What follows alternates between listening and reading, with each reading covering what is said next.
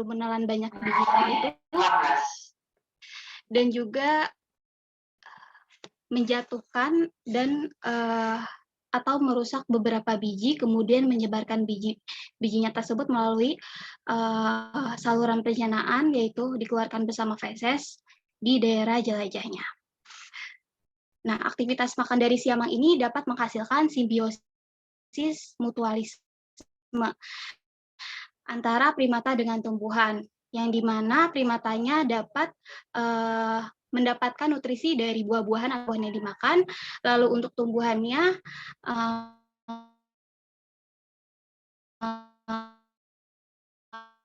dalam mempermudah. Di sini Taman Nasional Bukit Barisan Selatan (TNBBS) ini merupakan salah satu taman nasional dengan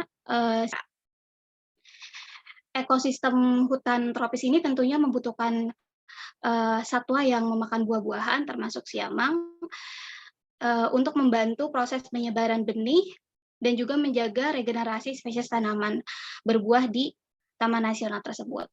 Siamang ini merupakan salah satu satwa yang melimpah di TNBBS dan salah satu kantong populasinya di TNBBS adalah di Wecanguk Research Station atau WCRS.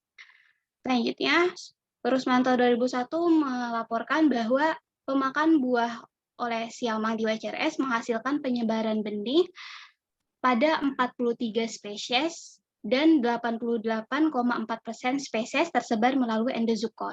Endozookur ini merupakan proses penyebaran benih melalui saluran pencernaan dan dikeluarkan bersama feses.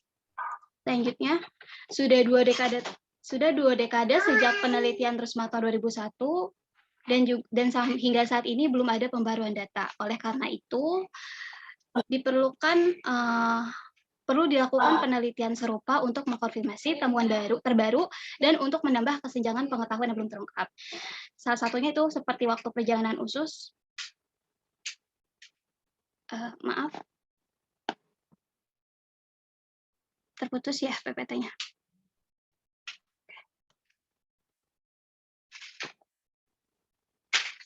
Seperti waktu perjalanan usus, maksudnya waktu berlalunya usus, dan juga kapasitas penyebaran benihnya guna memberikan wawasan yang lebih dalam tentang peran siamang sebagai penyebaran benih ini.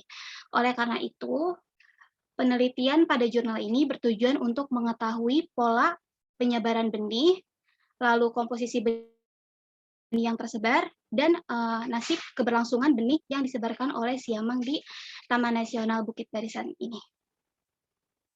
Boleh di next.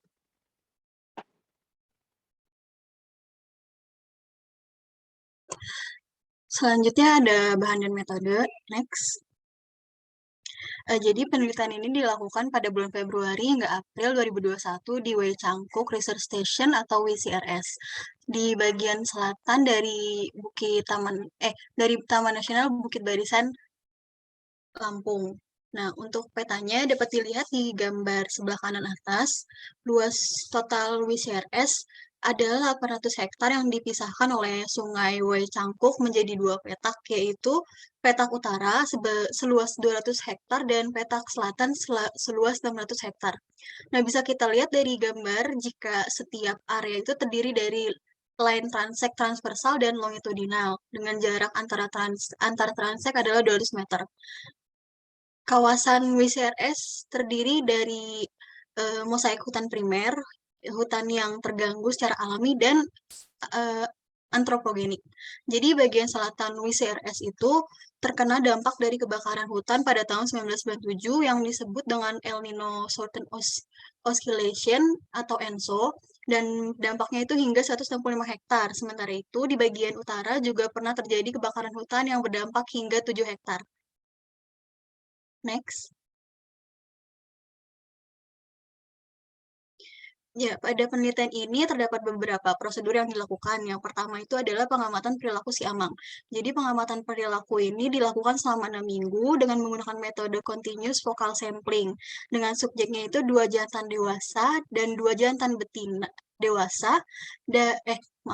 dua betina dewasa dari dua kelompok siamang terhabituasi, yaitu dinamai kelompok S dan kelompok G. Nah, home range kedua kelompok siamang itu berlokasi di bagian selatan area WCRS. Nah, pengamatan dilakukan dengan mengikuti setiap subjek dari mereka bangun sampai beristirahat ke pohon tidur selama 5 hari berturut-turut.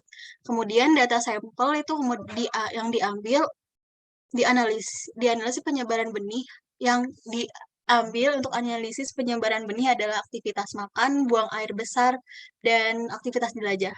Nah, posisi individu dicatat setiap 15 menit menggunakan GPS untuk menentukan home range dan jangkauan jelajah hariannya. Selain itu, juga digunakan metode ad libitum untuk mencatat perilaku spesifik tertentu atau momen-momen penting yang berhubungan dengan penyebaran benih di luar dari periode sampling. Next. Yang kedua adalah pengoleksian benih yang tersebar. Jadi saat siamang defekasi, setengah dari kotoran siamang itu dikumpulkan secara acak, kemudian disaring dan diambil sampel benihnya. Selain dari feses, sampel shinzukori atau benih yang dengan atau tidak sengaja jatuh atau dimuntahkan saat si amang makan buah juga dikumpulkan dan dicatat waktu dan lokasinya. Selain itu juga benih yang jatuh secara alami dikumpulkan sebagai sampel benih yang belum dimakan. Nah, setelah benih terkumpul, benih akan kemudian ditanam untuk uji perkecambahan dan sebagian benih dibiarkan tumbuh di area depositnya dan dipantau perkembangannya. Nah, setiap koleksi benih yang tersebar ditentukan komposisinya, kemudian semua data yang dikumpulkan dari setiap kelompok digabungkan dan digunakan sebagai perwakilan kelompok. Next. Prosedur yang ketiga adalah penentuan nasib benih. Jadi benih yang dikumpulkan dari feses atau lepehan dari benih yang nggak dimakan ditanam ke dalam polybag untuk dilakukan uji perkecambahan. Nah, penanaman dilakukan di interval hari antar kelompok. Jadi sebelum mencari subjek siamang, area deposit benih dimonitor tiap 2 minggu sekali pada hari pertama pengamatan tiap grup. Dilakukan juga pencatatan keadaan benih yang tersebar, baik itu keadaannya berkecambah, masih hidup, atau sudah mati. Nah, pada waktu bersamaan juga dilakukan pengukuran bukaan kanopi di tiap lokasi deposit dengan menggunakan gap light analysis mobile app atau GLAMA. Next.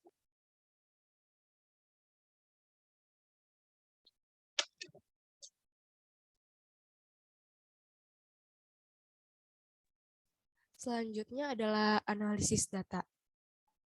Yang pertama, data dianalisis berdasarkan pola penyebaran biji oleh siamang. Mula-mula ditentukan cara penyebaran, tanggal, waktu, lokasi, dan banyaknya benih yang disimpan sebagai data analisis objek penelitian. Kemudian dilakukan pengukuran GPT atau gut passage time, yaitu waktu yang dibutuhkan benih melalui usus dan tertelannya benih hingga melalui feses. GPT ini berfungsi untuk menentukan jenis individu benih. Jenis benih yang tersebar dapat ditentukan oleh rata-rata jenis buah yang dikunjungi sehari sekali. Kemudian dicari lokasi induk tanaman dan jarak penyebaran benihnya. Selanjutnya, uji Spearman. Uji ini merupakan metode korelasi untuk mengukur keeratan hubungan antar dua variabel. Sehingga uji ini dilakukan untuk menentukan apakah aktivitas selama penyebaran berkaitan dengan jarak penyebarannya. Uji ini juga untuk memastikan keterkaitan apakah ada variasi benih yang disebabkan oleh kondisi sistem pencernaan siamang yang berbeda, yang mungkin berakibat pada endozooker, frekuensi defekasi, jumlah feses, dan GPT. Lalu kemudian dilakukan uji Mann-Whitney U-test. Uji ini digunakan untuk mengetahui perbandingan pola penyebaran biji oleh siamang dengan median atau nilai tengah dua kelompok yang berbeda. Dilihat apakah perbedaannya signifikan atau tidak. Next. Yang kedua, data dianalisis berdasarkan komposisi biji yang tersebar. Dilakukan analisis ini untuk mengetahui adakah akibat dari perbedaan ketersediaan sumber makanan atau buah dengan penyebaran benih, aktivitas makanan, dan keragaman jenis makannya. Kemudian dianalisis median atau nilai tengahnya data kedua kelompok tersebut dengan uji Mann-Whitney dan uji T. Hutchison untuk menentukan indeks keanekaragamannya. Kemudian jumlah benih yang tersebar dihitung dan jenisnya dicatat. Ditentukan juga tingkat kunjungan siamang terhadap sumber buah dan kapasitas penyebaran benih. Setelah itu dilakukan uji chi-square untuk mengetahui hubungan ukuran benih yang mempengaruhi frekuensi penyebaran benih pada kedua data kelompok. Next. Yang ketiga, data dianalisis berdasarkan nasib benih setelah penyebaran. Yang pertama, dilakukan uji perkecambahan. Uji ini untuk mengetahui tingkat viabilitas dan kecepatan perkecambahan. Lalu yang kedua, ditentukan kelangsungan hidup penyebaran benih di setiap lokasi penyimpanan benih. Yang ketiga, dilakukan uji Spearman. Seperti yang sudah disebutkan, uji ini dilakukan untuk mengukur keeratan hubungan antar dua variabel, sehingga uji ini dilakukan untuk menentukan apakah aktivitas GPT dan efek kemungkinan kecambahan biji yang tersebar. Lalu yang keempat, dilakukan uji Pearson. Uji ini digunakan untuk menentukan hubungan apakah jarak penyebaran berkorelasi dengan proses perkecambahan. Untuk analisis statistiknya menggunakan R403 dengan tingkat signifikasi 0,05 atau keakuratan 95%. Median atau nilai tengah disajikan ketika data tidak berdistribusi normal, sedangkan mean atau nilai rata-rata digunakan ketika data berdistribusi normal.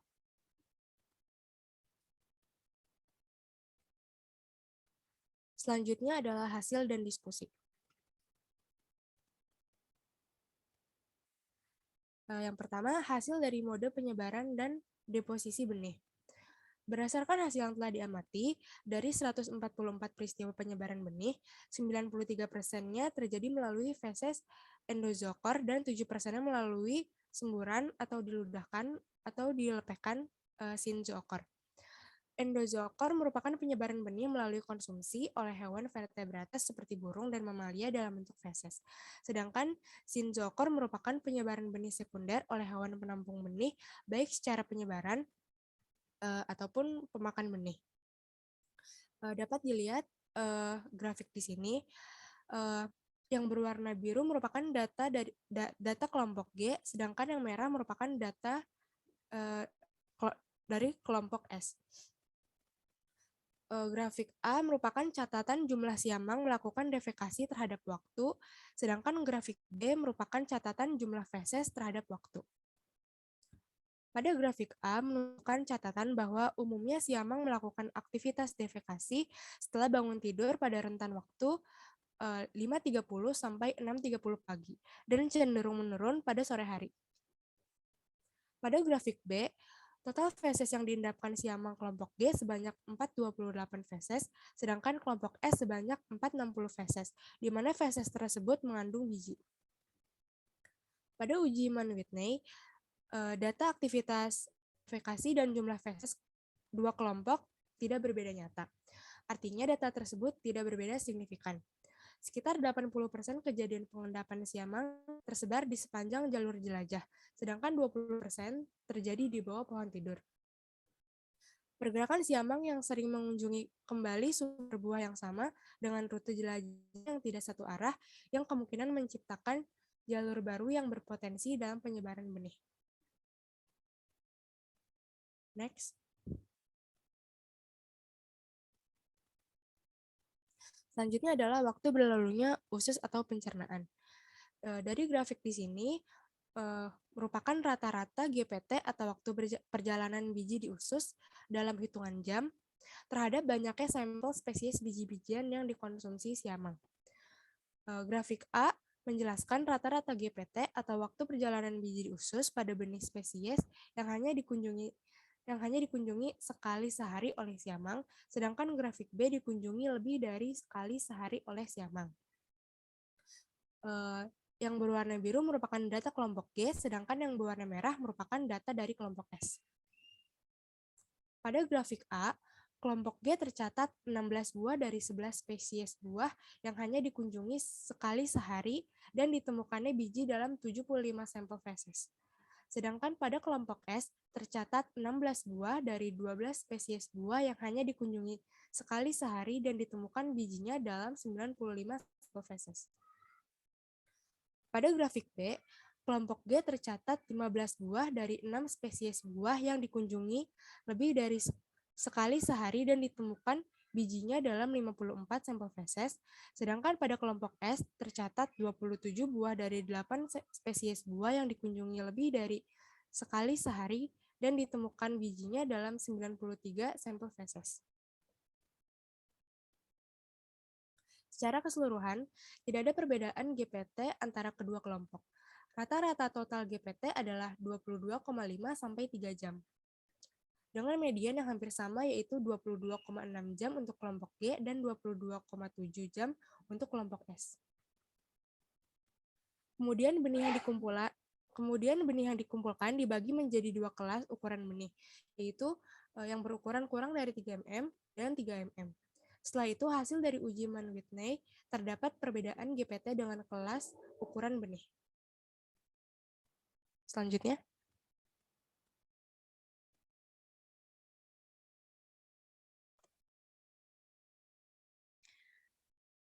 Pembahasan berikutnya adalah jangkauan dan jarak penyebaran benih.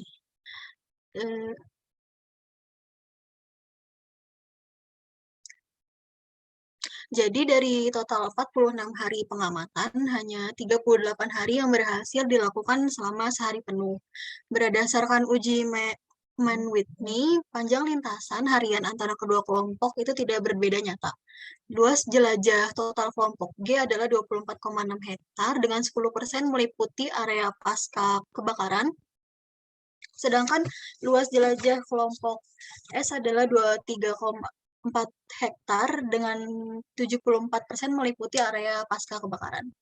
Nah, setelah GPT setiap biji benih dan feses dicocokkan dalam perkiraan waktu dan titik ketika buah pertama kali dimakan di area deposit, median dari jarak penyebaran biji atau seed dispersal distance atau disingkat dengan SDD, kelompok G adalah 195 meter. Sedangkan median SDD untuk kelompok S adalah 225 meter. Berdasarkan uji Spearman, tidak ada korelasi antara SDD dan jarak jelajah siamang selama penyebaran. Nah, menurut McConkie pada 2018, SDD yang dihasilkan oleh Hylobatids termasuk siamang berkisaran dari sedang hingga jauh, yaitu kurang dari 1,5 km. Berdasarkan penelitian sebelumnya juga di WCRS, penelitian Rusmanto pada 2001 menunjukkan bahwa rata SDD setiap jenis benih yang disebarkan oleh siamang berkisar antara 47,6 meter hingga 314,6 meter. Sedangkan pada penelitian ini rata SDD semua benih berkisar 244 meter. Nah, menurut penelitian Atmanto dan kawan-kawan pada 2014 juga melaporkan bahwa siamang di Resort Waikanan, Taman Nasional Waikambas, menyebarkan benih hingga 385 meter. Nah, dari ketiga penelitian yang tadi disebutkan menunjukkan hasil hampir sama, yaitu SDD-nya kurang dari 1 km. Kemungkinan karena hal tersebut dimungkinkan karena karakteristik masing-masing populasi yang tidak jauh berbeda dan berada di hutan dengan kesinambungan tajuk yang baik dan tipe habitat yang sama, yaitu hutan dataran rendah Sumatera bagian selatan.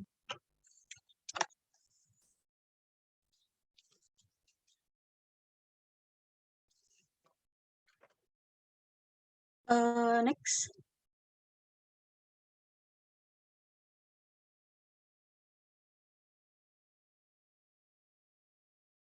Nah, bahasan selanjutnya adalah diet atau pakan dan komposisi biji yang tersebar. Nah, total durasi pengamatan pada kelompok B G adalah 4.055 menit, dan 65,55% itu waktunya digunakan untuk memakan buah. Nah, diikuti oleh kegiatan memakan daun itu sebesar 20,74% dan memakan bunga sebesar 13,61%. Nah, sementara itu total lama pengamatan untuk kelompok S adalah 4.696 menit, terdiri dari 61,68% untuk memakan buah, 32,67% untuk memakan daun, dan 6,15% untuk memakan bunga. Nah, berdasarkan uji Mann-Whitney, tidak ada perbedaan durasi makan antara kedua kelompok. Nah, pada gambar di samping itu itu merupakan alokasi waktu makan individu tiap kelompok. Jadi yang pada sebelah kiri itu adalah alokasi waktu untuk kelompok G, dan yang sebelah kanan itu adalah alokasi waktu untuk kelompok S. Nah, di tiap kelompok itu dibagi lagi menjadi individu jantan dan individu betina.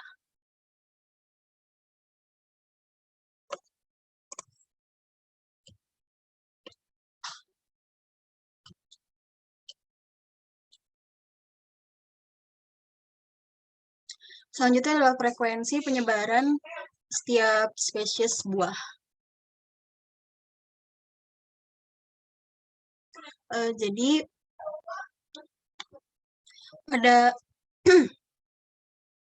pada kelompok G itu ditemukan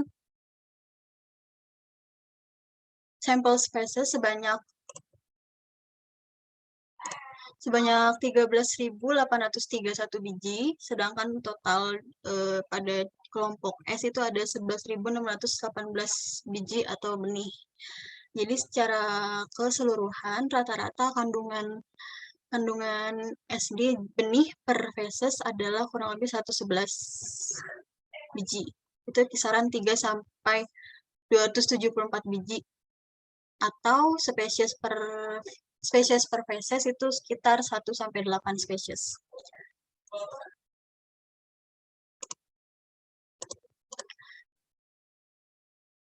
Nah, pada sampel feses juga ditemukan Ficus spp dan N. candamba yang benihnya sangat kecil, yaitu kurang dari 3 mm, sehingga sulit untuk dihitung. Nah, pada kelompok G, di fesesnya ada sekitar 50 sampai 9.025 benih Ficus spp, sementara di feses kelompok S ada sekitar 1.675 sampai 2.100 benih. Buah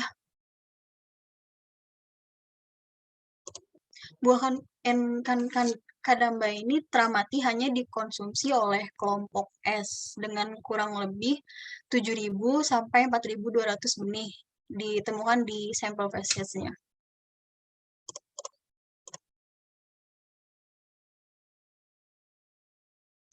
Benih yang belum.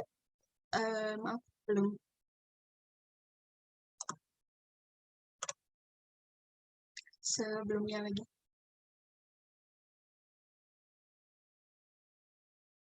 Ya. Jadi siamang pada kelompok S itu mengkonsumsi 20 jenis buah dan hanya ditemukan 16 jenis pada sampel feses. Nah, sementara itu siamang kelompok G mengkonsumsi 16 jenis buah, tetapi hanya 13 jenis yang ditemukan pada tinja. Nah, sebagai frugivora, optimalisasi konsumsi dan tingkat kunjungan sumber buah yang tinggi menunjukkan pentingnya buah-buahan tertentu dan dalam diet siamang untuk memenuhi kebutuhan nutrisinya. Nah, pada gambar di samping itu merupakan frekuensi penyebaran pada tiap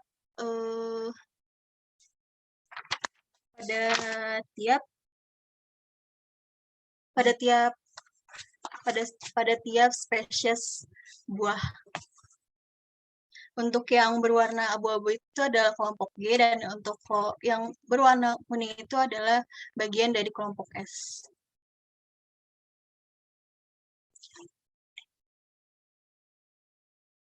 Boleh next.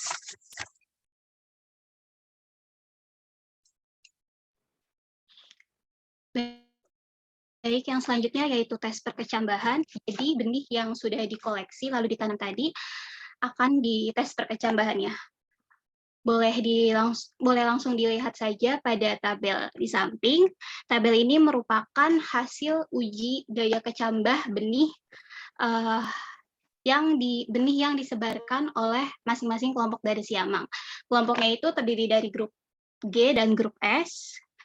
Di sini ada tercantum spesies-spesiesnya apa saja, lalu tercantum juga N di sini adalah banyaknya biji yang dikoleksi dan ditanam, lalu ada persentase perkecambahannya, dan juga ada kecepatan perkecambahannya. Nah, untuk kecepatan perkecambahan ini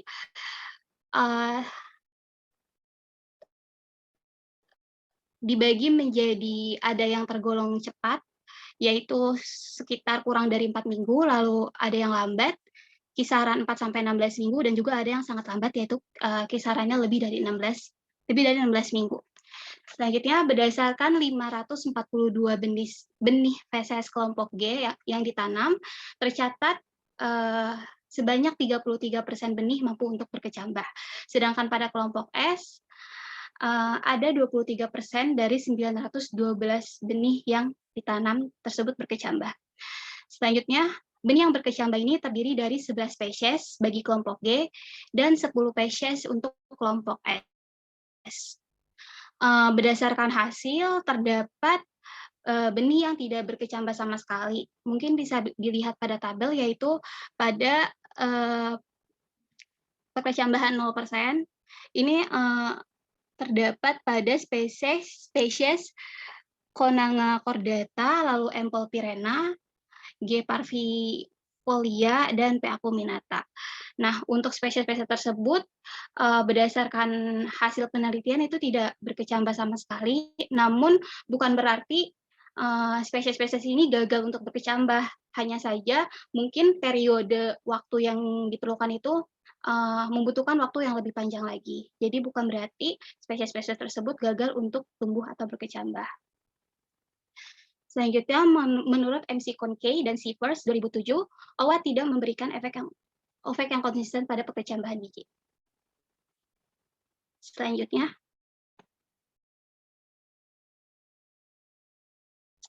adalah kelangsungan hidup benih yang tersebar. Apakah benih tersebut akan bertahan atau tumbuh, dan apakah benih tersebut akan hilang atau gagal. Jadi berdasarkan hasil pengamatan, terdapat 48% dari 108 situs deposit grup G benih tersebut menghilang, dan 52% dari 121 situs deposit kelompok S juga menghilang tanpa meninggalkan biji. Nah, ketahanan situs deposit ini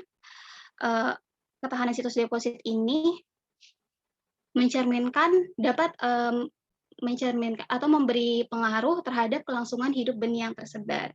Hal ini dapat terjadi karena adanya faktor lingkungan, misalnya seperti tersapu oleh air hujan, atau tertimpa pohon tumbang, terbakar, dan lain-lain sebagainya. Atau mungkin juga bisa karena dipindahkan oleh penyebar sekunder ataupun dimangsa oleh predator benih.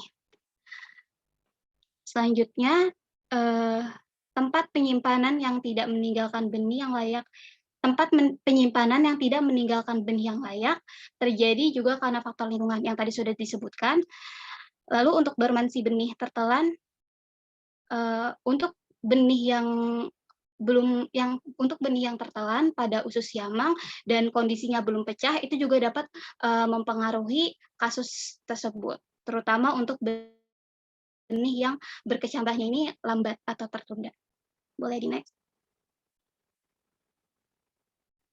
Selanjutnya, menurut Whitmore, terdapat 3 faktor lingkungan yang sangat penting dan dapat mempengaruhi perkecambahan benih pada tanaman tropis. Di antaranya ada suhu, cahaya, dan juga kelembapan.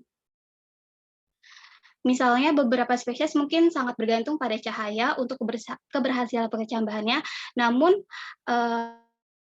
ada beberapa spesies yang lain juga dapat tumbuh dengan baik tanpa adanya cahaya atau dapat tumbuh dengan baik di tempat yang teduh. Selanjutnya, menurut hipotesis Jansen Cornell menyatakan bahwa benih yang tersebar jauh dari tanaman induknya dapat meningkatkan kemungkinan bertahannya hidup. Hal ini dapat dibuktikan karena benih yang jatuhnya dekat dari induk itu dapat lebih mudah dikenali oleh predator karena predator tersebut tahu nih tanaman induknya di mana. Jadi besar kemungkinannya untuk dimangsa oleh predator. Selain itu, benih yang jatuhnya dekat dari tanaman induk juga memungkinkan adanya kompetisi antara tanaman induk dengan benih yang akan tumbuh. Jadi itu dapat mempengaruhi tingkat kebertahanan hidup si benih tersebut. Nah, untuk endozookory ini mereka sering meninggalkan kotorannya dan dapat menarik predator benih ke tempat penyimpanan kotorannya tersebut. Nah, salah satu agen yang memainkan peranan penting dalam penyebaran sekunder ini contohnya adalah kumbang kotoran, yang dimana kumbang kotoran ini setiap ada kotoran siamang yang terjatuh, kumbang kotoran ini akan mengerubungi kotoran tersebut, lalu akan memindahkannya dan menggulungnya menjadi bola-bola. Kalau kumbang gitu kan, kalau ada kotoran dia pasti menggulungnya menjadi bola-bola, kemudian menguburnya di tempat penyimpanannya. Nah, kegiatan dari kumbang kotoran tersebut dapat mempengaruhi ketahanan dari penyebaran benih ini karena dapat menjauhi atau dapat mengurangi dampak dari predator. Selanjutnya, selain faktor eksternal yang telah disebutkan tadi, nasib benih juga dapat ditentukan oleh kondisi biologis benih yang tersebar.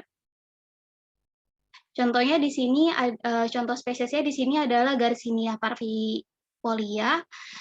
Garcinia parvifolia ini merupakan pohon tropis dioecious atau tumbuhan yang memiliki perkembangbiakan, intinya yang bijinya itu berumah dua. Terus Garcinia parvifolia ini juga berkembang biaknya itu secara apomiktik atau secara non seksual, sehingga generasinya identik secara genetik dengan induknya.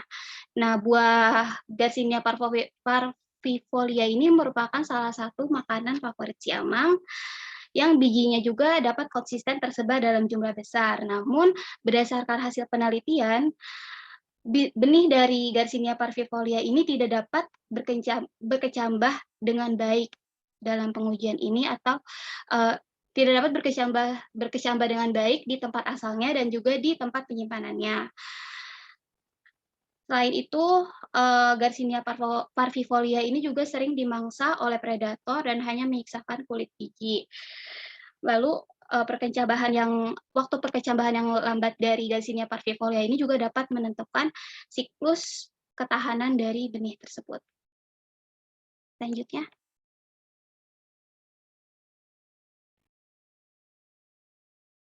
Next.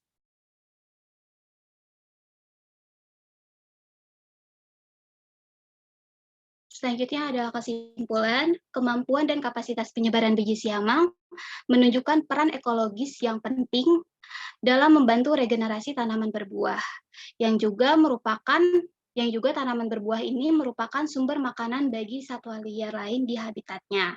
Namun, daya tahan benih yang tersebar sangat ditentukan oleh berbagai macam faktor eksternal dan juga internal yang diperlukan untuk keberhasilan anakan. Oleh karena itu, penelitian ini diharapkan dapat menjadi acuan bagi pengelola Taman Nasional Bukit Barisan Selatan, peneliti, praktisi, dan pemangku kepentingan terkait dalam mengupayakan strategi konservasi in situ siamang, terutama untuk mempertahankan proses ekologi dan memulihkan habitatnya.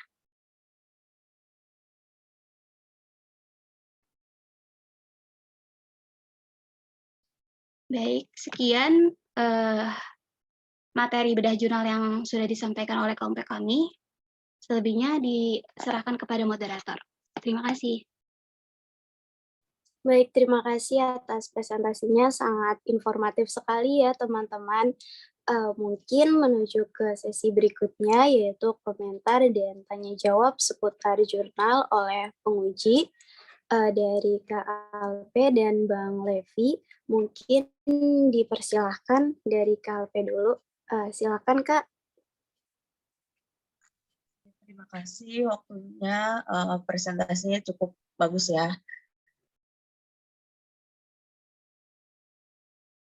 Di sini disebutin endozookori sama sinzookori itu bedanya apa, ada yang bisa jelasin atau enggak? Terus sama kan kalau tadi siamang kebanyakan bijinya itu kebanyakan keluarnya melalui feses ya dibandingkan yang dibuang dari mulut. Nah itu tuh lamanya biji di dalam sistem pencernaan tuh bagus apa enggak? Terus kalau misalnya bagus, itu lebih bagus dia lebih lama di pencernaan atau enggak? Jawabannya ada di jurnal sih kayaknya. Itu aja.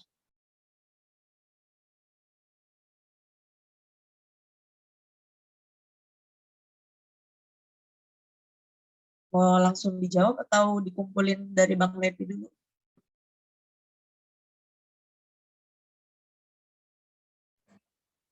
Iya, baik. Terima kasih, Kak. Pertanyaannya mungkin dari kakak-kakak presenter mau langsung dijawab atau dikumpulkan dulu ya pertanyaannya?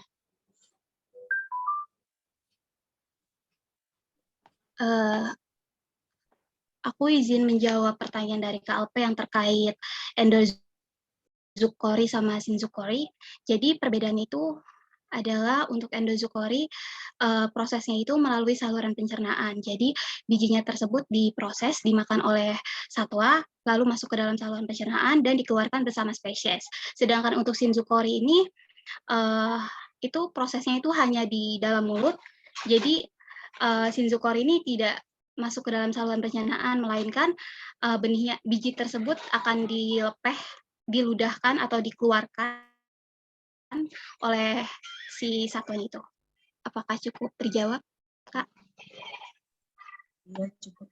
Sampai satu lagi yang itu, yang bijinya di sistem pencernaan. Sebentar, Kak.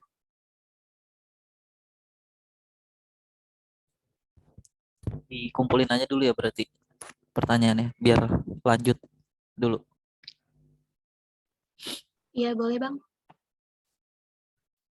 Oke, terima kasih untuk teman-teman KPP pertama, terutama yang setelah mempresentasikan tadi, lumayan bagus untuk presentasinya, terus lumayan udah mencakup semua dari jurnal juga. Paling ada beberapa, pertama saya mau ngasih beberapa catatan aja mungkin. Tadi ada beberapa foto di PPT itu, tapi nggak ada sumbernya. Mungkin kedepannya nanti kalau misalnya untuk menampilkan foto-foto, terutama foto-foto yang ada berkaitan dengan keanekaragaman hayatinya, nah kayak gini, itu lebih baik cantumkan sumbernya dan tahunnya, karena kalau misalnya dipresentasikan di forum yang lebih besar, terus mungkin nanti yang punya fotonya lihat gitu nggak ada sumbernya, akan ada masalah mungkin ya. Pertama itu, terus di sini kan jurnalnya bahasa Inggris dan ada beberapa istilah yang saya lihat juga dari translate aja, jadi nggak disesuaikan dengan istilah bahasa Indonesianya gitu. Mungkin tadi kayak gut passage time itu mungkin kalau istilah bahasa Indonesia cuma waktu mencerna, tadi ada waktu apa usus gitu pokoknya. Jadi setelah ditranslate kalau bisa disesuaikan dengan istilah bahasa Indonesia dan juga di parafrase kalau bisa. Terus mungkin sama nih yang di sini ada satu catatan juga yang Taman Nasional Bukit Barisan Selatan merupakan salah satu taman nasional dengan sisa hutan hujan tropis dataran rendah terbesar. Nah, besarnya ini lebih baik ditampilkan dalam bentuk data. Jadi misalnya berapa hektar kayak gitu. Jadi untuk pernyataan-pernyataan yang terbesar, terluas, terus terbanyak gitu-gitu. Di apapun nih kayak pokoknya dimanapun itu lebih baik ditampilkan dengan datanya dulu ditampilkan baru nanti pernyataannya disampaikan misalnya terbesar kayak gitu. Uh, terus mungkin kalau dari presentasi di ini ya apa poin-poinnya itu diperjelas lagi jadi nggak terlalu banyak kalimat jadi hanya poin-poin pentingnya yang ditampilkan di PowerPoint terus baru disampaikan gitu. Lalu untuk pertanyaan mungkin yang pertama mau tanya untuk tadi kan metode samplingnya itu kan continuous vocal sampling. Itu tolong dijelaskan maksudnya kayak gimana dan pengambilan sampel di lapangan itu pengamatannya di lapangan itu kayak gimana. Terus sama kenapa yang diambil itu individu dewasa aja. Tadi maksud endozokori udah di itu juga sama tadi kalau nggak salah uji Mann Whitney itu nggak tahu apa mungkin aku miss atau gimana penjelasannya uji Mann Whitney itu tolong dijelaskan untuk apa dan fungsinya untuk apa ya fungsinya untuk apa itu dulu mungkin terima kasih.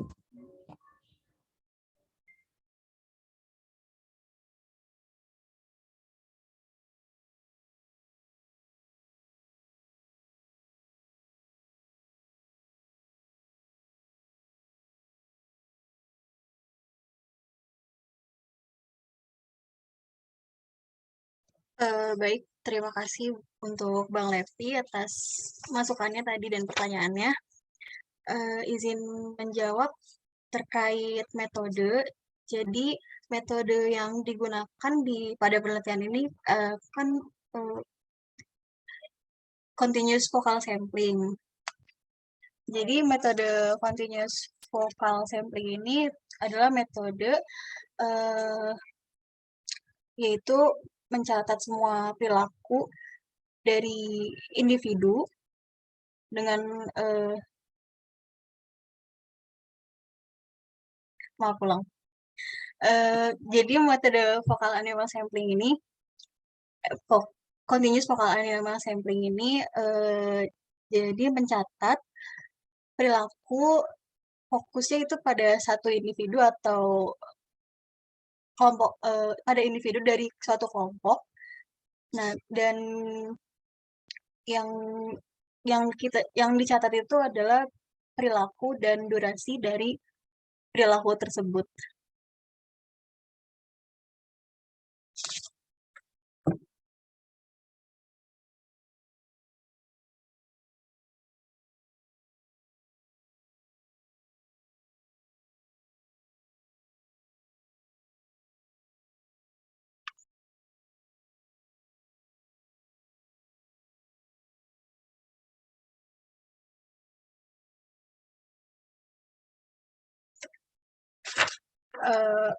Mungkin kalau metode itu dari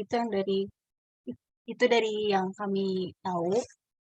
Nah, kalau untuk kenapa hanya individu dewasa aja yang diamatin, jadi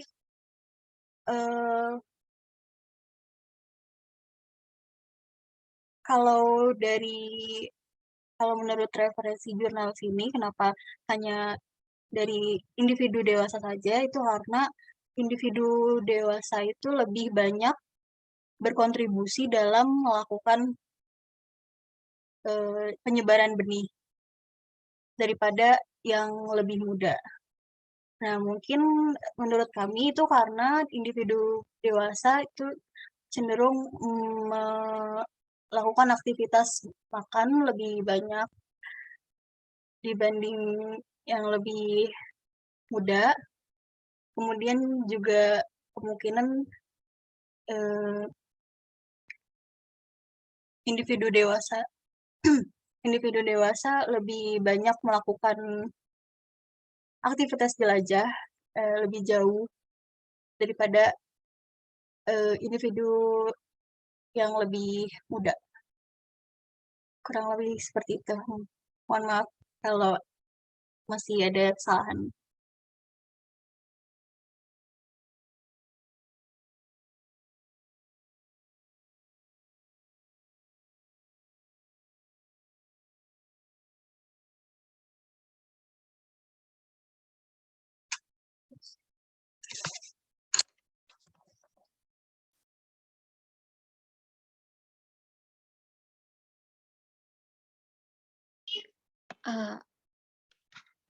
Izin menjawab pertanyaan dari Kak Alpe mengenai waktu pencernaan biji. Berdasarkan yang kami pelajari, kalau fokusnya dari primatanya, dari satwanya, mungkin untuk waktu pencernaan ini lebih bagus itu adalah yang lebih cepat, karena kalau misalnya waktu pencernaannya lambat itu berpengaruh terhadap kesehatan satwa itu sendiri. Tapi untuk benihnya itu mungkin lebih baik waktu pencernaan itu lebih panjang, karena waktu pencernaan yang panjang, semakin lama benih tersebut tercerna semakin panjang benih tersebut terdapat di dalam saluran pencernaan, atau semakin lama benih tersebut melekat dengan feses, itu dapat meningkatkan proses perkecambahan dari biji tersebut, sehingga ketika biji tersebut dikeluarkan dari feses, bijinya itu udah siap untuk tumbuh. Jadi memungkinkan untuk meningkatkan daya tumbuh dari benih tersebut. Begitu, Pak.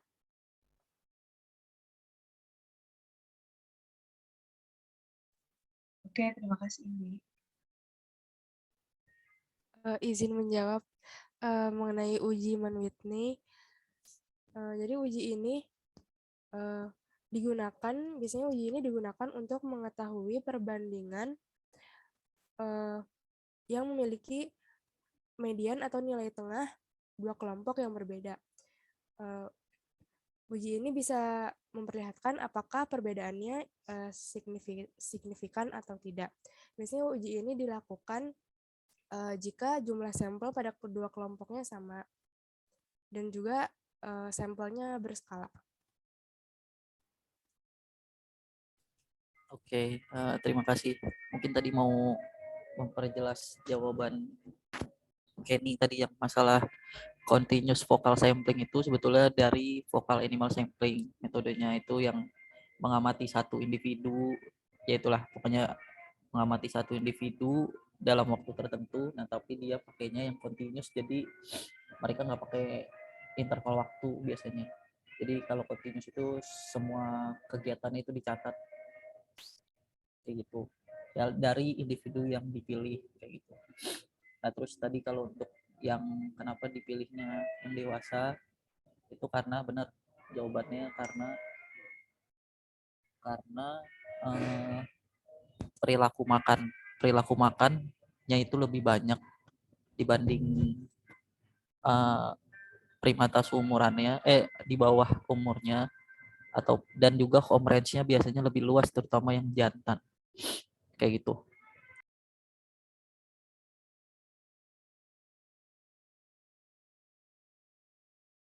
Baik, terima kasih untuk koreksinya, Bang.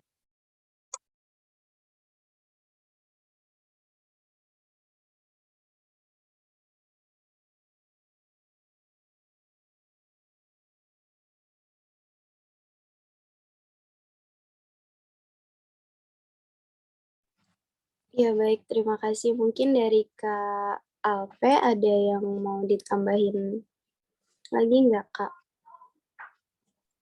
Dari aku Kayaknya itu aja. Jurnalnya ini teman-teman yang lain pada dikasih enggak? Di-share nggak jurnalnya gitu ke yang lain?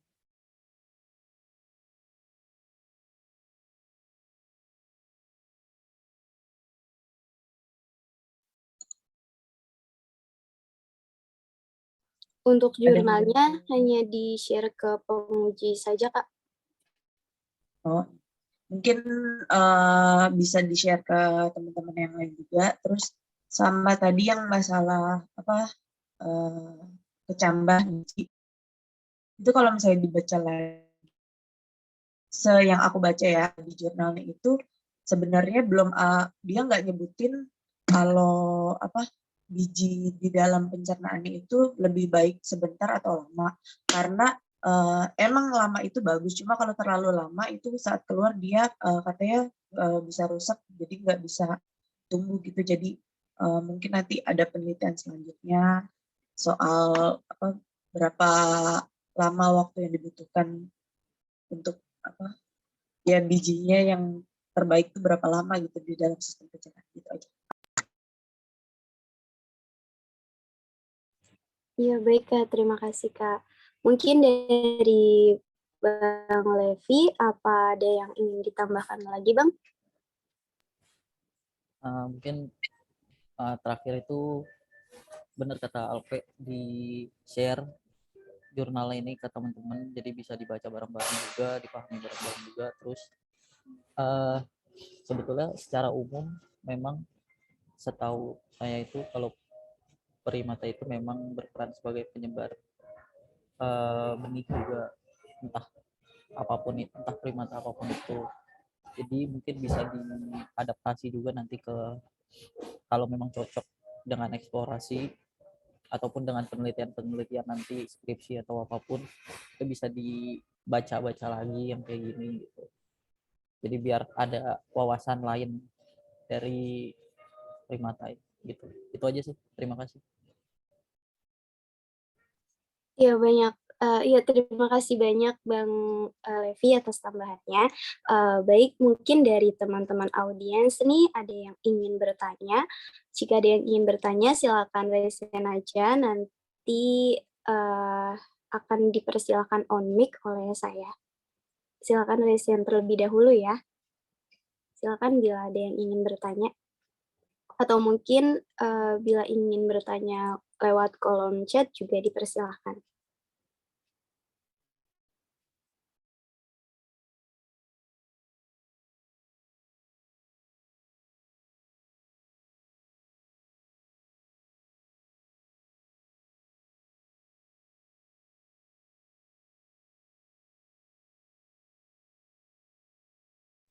Mungkin dari Bapak Ketua Ade Basyuri.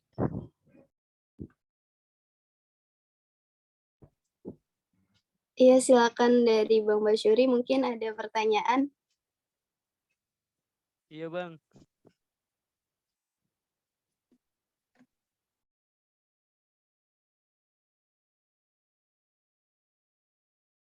Belum ada, Bang.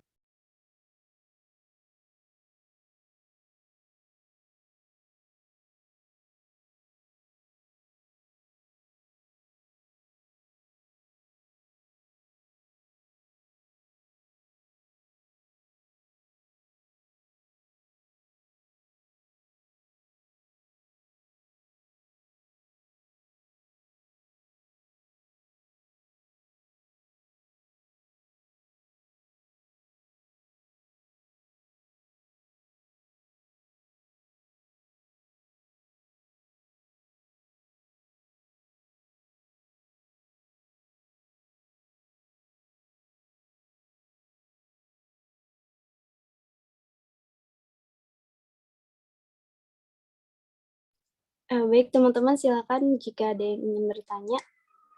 Mungkin dari kakak alumni, jika ada yang ingin bertanya, silakan. Mungkin dari Kak Ola. Halo, Kak Ola.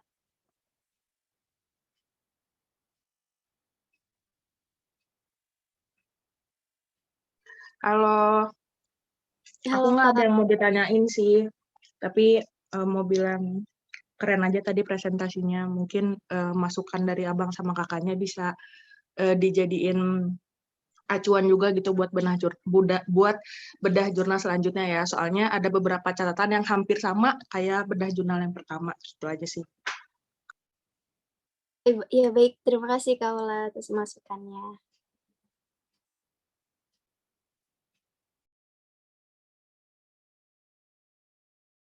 Oh, ini udah yang kedua ya, bedah jurnal. Iya Bang, ini yang kedua. Oke, oke.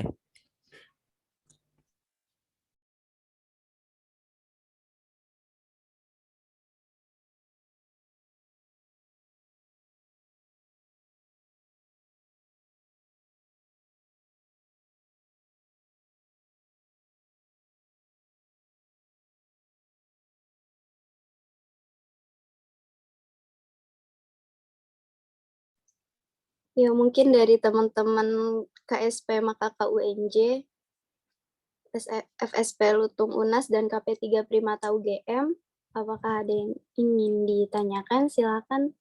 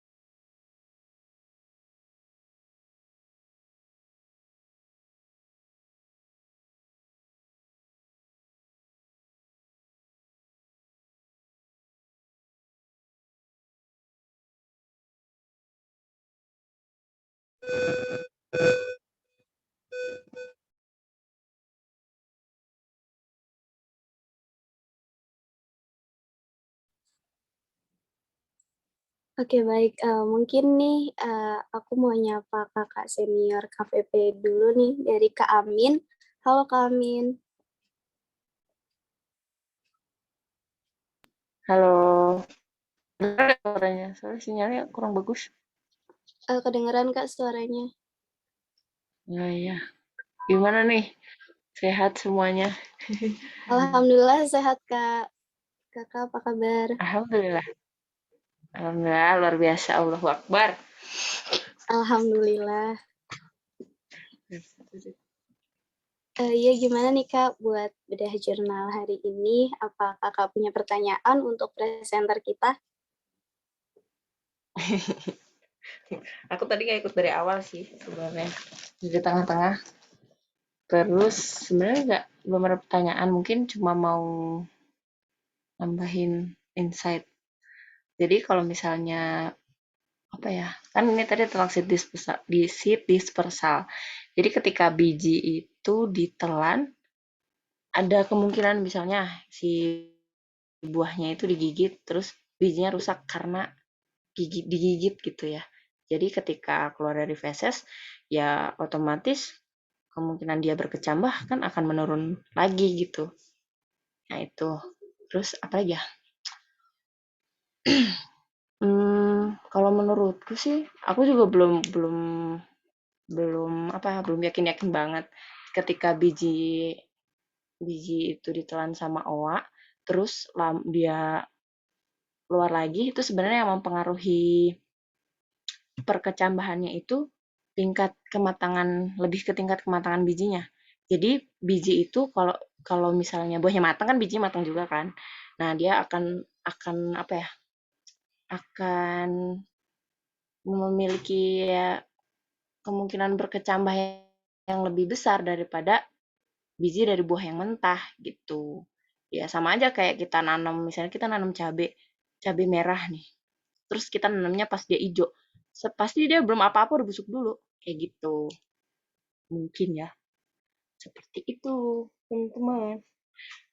Ini dari teman-teman yang lain udah angkatan berapa sih sekarang PP? 2020 ya? Iya Kak, Apa 2020 dan 2021? 19. Ada 2021 juga Kak di sini. Oke. Iya, terima Sudah kasih lama banyak tidak Kak Amin. bersua. Iya, sama-sama. Mungkin dari teman-teman FSP ini kayaknya ada beberapa ya. Ada Dimai, ada Dandi.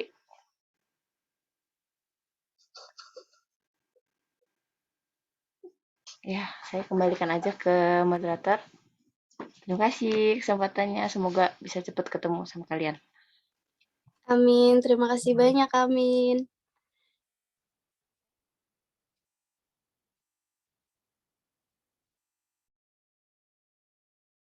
Oh, di sini ada FSP juga ya. Salam untuk yang punya jurnal ini, Kak Farhan Adin, dan anak FSP yang Zeno mungkin.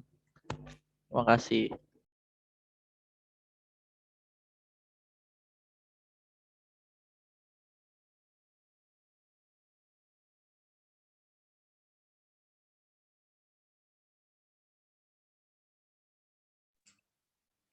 Iya baik, mungkin karena sudah tidak ada lagi yang ingin ditanyakan dari teman-teman semua, mungkin alangkah baiknya kita tutup terlebih dahulu acara pada malam hari ini.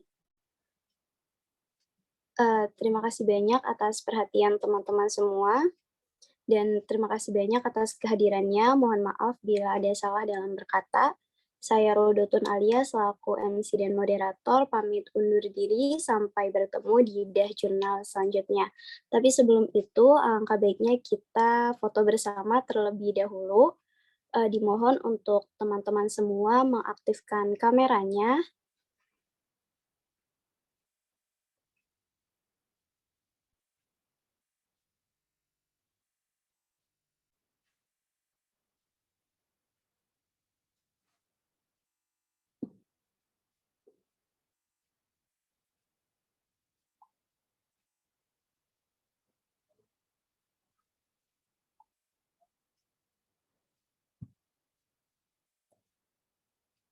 Ayo teman-teman yang belum on cam, ditunggu ya.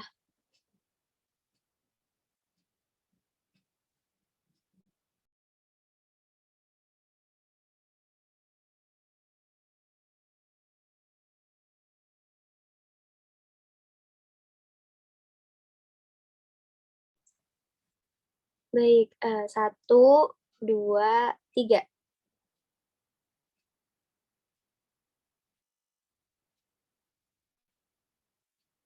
Mungkin slide selanjutnya ya, Kak. 1, 2, 3.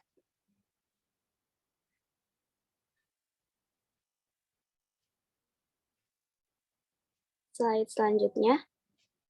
1, 2, 3. Oke, baik. Terima kasih. Terima kasih semuanya. Wassalamualaikum warahmatullahi wabarakatuh. Sampai jumpa di Bedah Jurnal selanjutnya. Terima kasih semua. Semangat terus ya. Terima kasih.